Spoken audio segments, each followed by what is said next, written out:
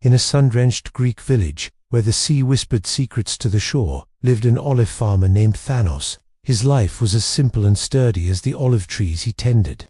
His best friend was a donkey named Argo, who was more interested in naps than in work, often letting out a lazy hee-haw before dozing off under the shade. Thanos, however, was a man of great ambition. He looked at his olive grove, the silvery leaves shimmering in the breeze, and dreamed of a harvest so bountiful it would be sung about for generations. If only, he'd sigh, wiping sweat from his brow, the sun would shine forever. No more cloudy days, no more rain to spoil my plans, just endless, golden sunshine. He prayed this wish every day, to anyone who might be listening. One sweltering afternoon, as Thanos rested against the oldest olive tree in his grove, a voice, ancient and creaky like rustling leaves, spoke. "Be careful what you wish for, little farmer," it whispered. Thanos jumped, looking around wildly. It was the olive tree. Its bark seemed to shift into a wise, wrinkled face. Before he could respond, a tiny sparrow landed on a branch, chirping frantically. "Yes, yes, the sun is too much. My nest is as hot as an oven."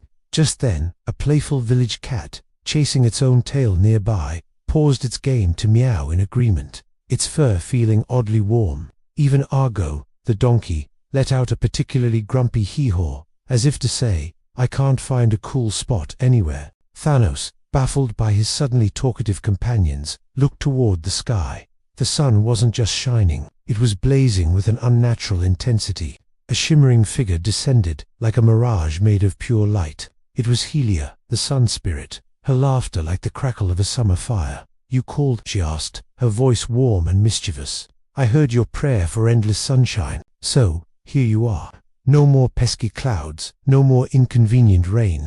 Just me, all day, every day." Thanos was overjoyed at first. Thank you, Spirit Helia," he exclaimed. He imagined his olives growing fat and juicy under the relentless sun. The first few days were glorious. The sky was a perfect, unbroken blue. But soon, the blessing began to feel like a curse. The earth, once soft and dark, turned hard and pale, cracking under the constant heat. The leaves of the olive trees, which once rustled with life, began to curl and turn a sickly yellow.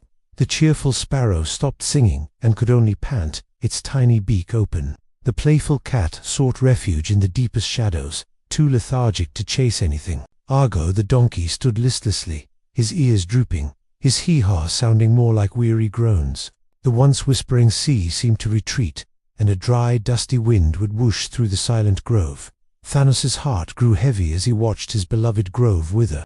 The olives, instead of plumping up, shriveled on their branches. Desperate, he went back to the old olive tree. Its branches sagged, and its leafy voice was now a dry whisper.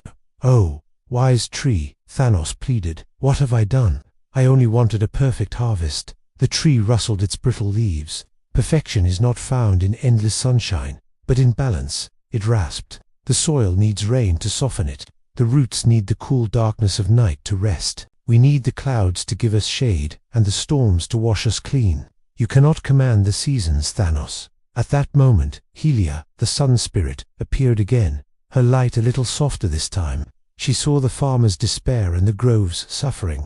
"You see," she said gently, "life is not about having everything your way. It is a dance between sun and rain, work and rest, joy and sorrow." Thanos looked at his cracked hands and the parched earth. He finally understood. He hadn't been grateful for the gentle rains or the cool, cloudy days. He had only focused on what he thought he lacked. With a humble heart, he looked at Helia. "You are right," he said softly. "I was foolish. I cannot control the sky, but I can be grateful for what it gives. Please, bring back the clouds, the rain, the beautiful, unpredictable dance of nature." Helia smiled, a true, gentle smile this time. "Wisdom suits you, farmer," she said. She raised her hands, and as she ascended, a soft, grey cloud drifted in from the sea. A moment later, a gentle rain began to fall. Pitter-patter, it whispered on the thirsty leaves. The sound was the most beautiful music Thanos had ever heard. The earth drank deeply. The sparrow began to chirp a happy tune. The cat stretched and playfully battered at a raindrop.